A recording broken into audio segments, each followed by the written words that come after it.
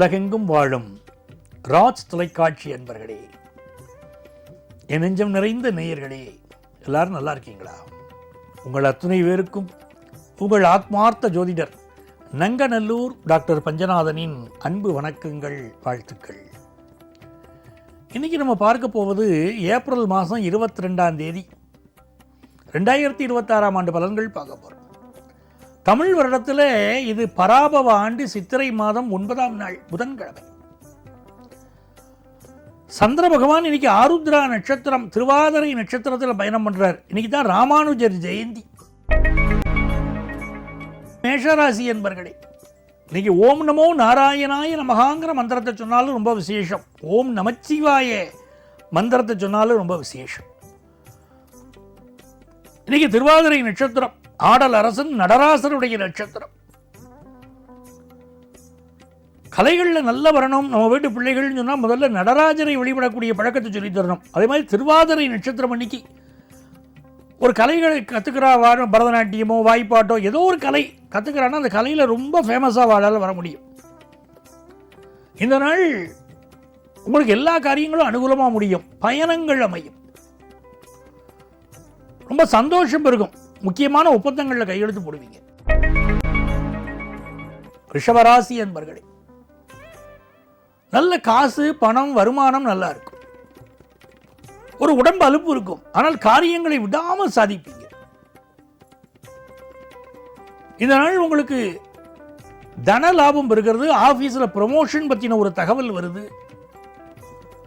தொழிலில் வருமானம் பெறுகிறது.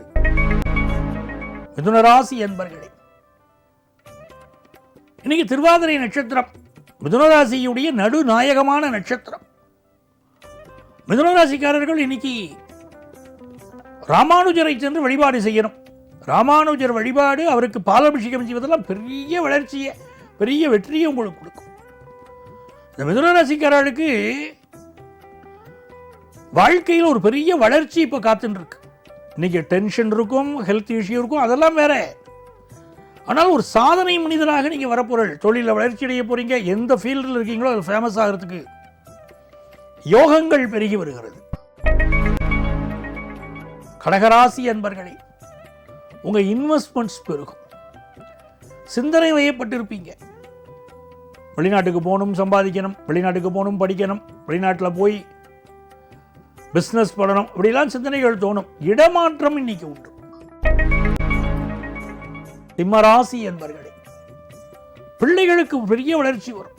நம்ம எதிர்காலம் எப்படி இருக்க போகிறது, நம்ம விட நம்ம பிள்ளைகளுடைய எதிர்காலம் முக்கியம் அப்படின்னு தோணும். நல்ல தனவரவை பற்றி சிந்திப்பீங்க. அதே சமயத்தில் காது மூக்கு தொண்டை கழுத்து சம்பந்தமான பிரச்சனைகள் சிலருக்கு வந்துட்டு போகும். எது எப்படி இருந்தாலும் இந்த நாள் நல்ல தனவரவை வந்து உங்களை மகிழ்ச்சி கடலை அழுத்த போகிறது. கன்னிராசி என்பர்களே, வேலை பார்க்குற இடத்துல ஒரு நெருக்கடி இருக்கும். சிலருக்கு புதுசாக வேலை வாய்ப்பு கிடைக்கும். நல்ல தனலாபம் கிடைக்கும். மனசுக்கு சந்தோஷம் பெருகும். எதிரிகள் தொந்தரவு வேலை பார்க்குற இடத்துல இருக்கும், அதெல்லாம் சமாளிச்சிருவீங்க. நல்ல நாள். பிஸ்னஸுக்கு தேவையான கடன் உதவி கிடைக்கும். சில பேர் புதுசாக பிஸ்னஸ் ஆரம்பிப்பீங்க. துலாம் ராசி என்பர்களே, 2 திரிகோண ஸ்தானங்கள்லையும் கிரகங்கள் இருக்குங்கிறதே விசேஷம். 5ஆம் இடத்துல ராகு, 9ஆம் இடத்துல குரு சந்திரன், ரொம்ப விசேஷம். உங்கள் பிள்ளைகளுக்கு வெகுவான வளர்ச்சி, நல்ல தனலாபம், எதிர்பார்க்கக்கூடிய நல்ல செய்தி வரும். ஃபாரின் ஆப்பர்ச்சுனிட்டி வரும். வெளிநாட்டிலேருந்து நல்ல தகவல் வரும். எக்ஸ்போர்ட் பிஸ்னஸ் முயற்சி ரொம்ப நல்லா இருக்கும். கல்வியில் ஒரு நல்ல வளர்ச்சி, பேரண்ட்ஸுடைய சப்போர்ட், மனசுக்கு மகிழ்ச்சி, ரொம்ப நல்லா இருக்கு. துலாம் விருச்சிக ராசி என்பர்களே, விருச்சிக ராசிக்காரர்களுக்கு திருவாதிரை நட்சத்திரத்தில் சந்திர பகவான் போறார். 4ஆம் இடத்துல ராகு. கொஞ்சம் வண்டி வாகனங்களில் கவனமாக போகணும். நல்ல சர்வீஸ் பண்ணி பயன்படுத்தணும். பெண்களினால் சிலருக்கு பிரச்சனை வரும். அப்போ தவறான விஷயங்கள் இறங்காமல் ரொம்ப கவனமாக இருக்கணும். அதே மாதிரி படிக்கக்கூடிய மாணவர்கள் படிப்பில் அதிக கவனம் செலுத்தணும். இன்னைக்கு மிக முக்கியமாக பெற்ற தாயின் உடல் நலத்தில் அக்கறை எடுத்துக்கொள்வது நல்லது.